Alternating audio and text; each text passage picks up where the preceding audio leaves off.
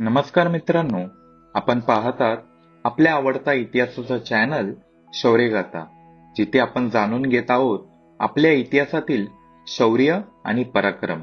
आजच्या व्हिडिओमध्ये आपण जाणून घेणार आहोत मराठा साम्राज्याच्या इतिहासातील एक अत्यंत रोमहर्षक आणि महत्वाचा विषय, मराठा आरमाराचा संपूर्ण सविस्तर इतिहास. मित्रांनो, जेव्हा आपण मराठा साम्राज्याचा इतिहास ऐकतो तेव्हा आपल्याला किल्ले, तलवारी, घोडदळ आणि युद्ध आठवतात. पण मराठा साम्राज्याची ताकद केवळ जमिनीवरच नव्हती, तर समुद्रावरही होती. छत्रपती शिवाजी महाराजांनी दूरदृष्टी दाखवत समुद्राचे महत्त्व ओळखले आणि एक शक्तिशाली नौदल म्हणजेच आरमार उभारले. त्या काळात भारताच्या पश्चिम किनारपट्टीवर पोर्तुगीज, सिद्धी आणि इंग्रज यांचे वर्चस्व होते. ते समुद्रमार्गी व्यापार करत असे आणि किनारपट्टीवर लोकांना त्रास देत असत. या परिस्थितीत समुद्रावर नियंत्रण मिळवणे अत्यंत आवश्यक होते आणि याच कारणामुळे शिवाजी महाराजांनी मराठा आरमाराची स्थापना केली.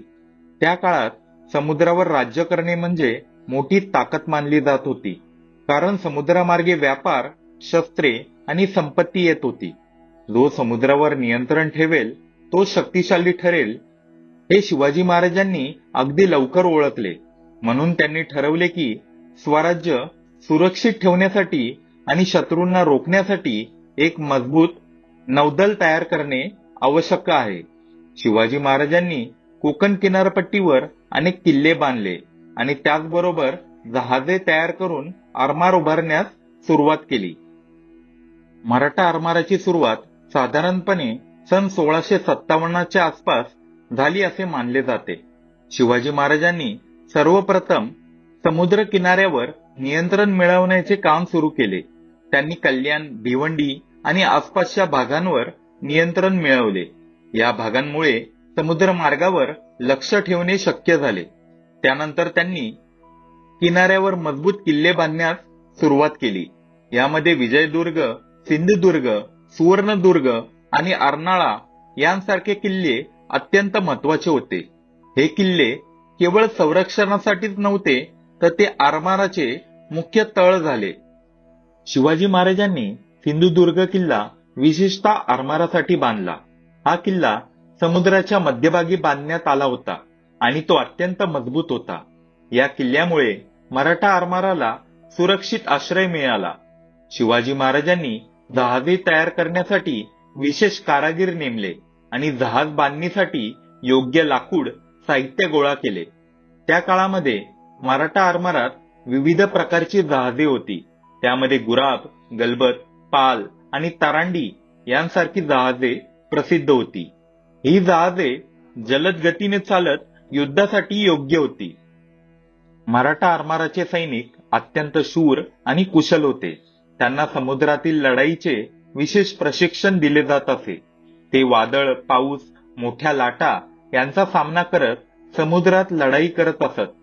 शिवाजी महाराजांनी आरमारासाठी वेगळे अधिकारी नेमले होते. त्यामध्ये दर्यासारंग, मायनाक, भंडारी यांसारखे अधिकारी प्रसिद्ध होते. त्यांनी मराठा आरमार मजबूत करण्यासाठी मोठे योगदान दिले. शिवाजी महाराजांच्या काळात पोर्तुगीज आणि सिद्धी हे सर्वात मोठे समुद्री शत्रू होते. सिद्धी लोक जंजिरा या किल्ल्यावरून समुद्रावर नियंत्रण ठेवत असे. जंजिरा किल्ला अत्यंत मजबूत होता आणि त्यामुळे सिद्धी लोकांना पराभूत करणे कठीण होतं. तरीही शिवाजी महाराजांनी अनेक वेळा जंजिरा जिंकण्याचा प्रयत्न केला. त्यांनी सिद्धीच्या जहाजांवर अनेक हल्ले केले आणि त्यांच्या व्यापाराला अडथळा निर्माण केला. यामुळे सिद्धीचे वर्चस्व कमी होऊ लागले. शिवाजी महाराजांच्या निधनानंतर संभाजी महाराजांनी मराठा आरमाराची परंपरा पुढे चालू ठेवली. त्यांनीही समुद्रावर नियंत्रण ठेवण्याचा प्रयत्न केला आणि शत्रूंना रोखण्यासाठी आरमार मजबूत केले. संभाजी महाराजांच्या काळातही पोर्तुगीज आणि इंग्रजांशी अनेक लढाया झाल्या. त्यांनी मराठा आरमाराची ताकद कायम ठेवली. पुढे मराठा आरमाराच्या इतिहासात एक अत्यंत महत्वाचे नाव पुढे आले आणि ते नाव म्हणजे कान्होजी आंग्रे.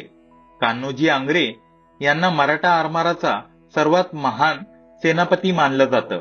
ते अत्यंत धाडसी, बुद्धिमान आणि कुशल नौदल अधिकारी होते. त्यांनी मराठा आरमाराला इतके मजबूत केले की इंग्रज, पोर्तुगीज आणि सिद्धी यांना त्यांची भीती वाटू लागली.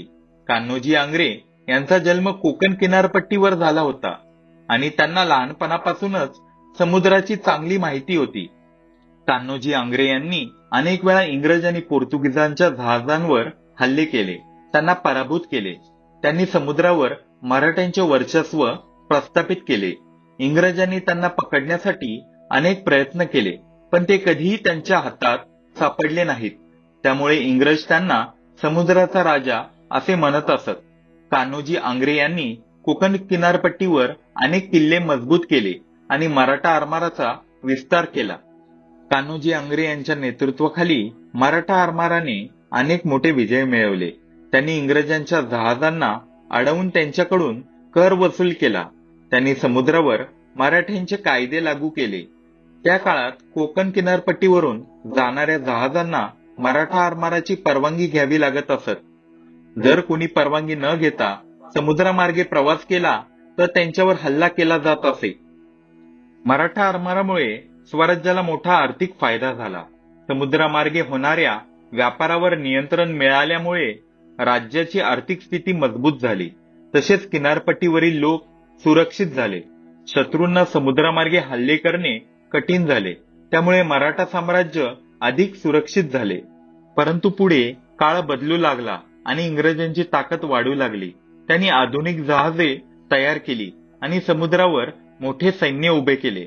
मराठा आरमाराकडे त्या प्रमाणात आधुनिक साधने नव्हती. त्यामुळे हळूहळू मराठा आरमार कमजोर होऊ लागले. पुढे सन 1818 मध्ये मराठा साम्राज्याचा पराभव झाला आणि त्यानंतर मराठा आरमाराचा अंत झाला. मित्रांनो, मराठा आरमार हा मराठा साम्राज्याच्या इतिहासातील एक अत्यंत गौरवशाली अध्याय आहे. छत्रपती शिवाजी महाराजांनी दूरदृष्टी दाखवत समुद्राचे महत्त्व ओळखले आणि एक शक्तिशाली नौदल उभे केले.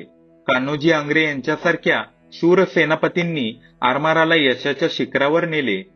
मराठा आरमारामुळे स्वराज्य सुरक्षित राहिले आणि समुद्रावर मराठ्यांचे वर्चस्व निर्माण झाले. मित्रांनो, मराठा आरमाराचा इतिहास हा केवळ जहाजांचा किंवा समुद्राचा इतिहास नाही, तर तो धैर्य, दूरदृष्टी आणि स्वाभिमानाचा इतिहास आहे. आपल्या पूर्वजांनी समुद्रावरही शौर्य दाखवले आणि स्वराज्याचे रक्षण केले. ही गोष्ट आपल्याला सर्वांना अभिमानाची आहे. जर तुम्हाला आपल्या इतिहासातील शौर्यगाथा जाणून घ्यायच्या असतील तर आपल्या चॅनलला शौर्यगाथाला सबस्क्राईब करा, व्हिडिओ लाईक करा आणि आपल्या मित्रांसोबत शेअर करा. पुन्हा भेटूया एक नवीन इतिहासाच्या शौर्यगाथेसोबत. धन्यवाद.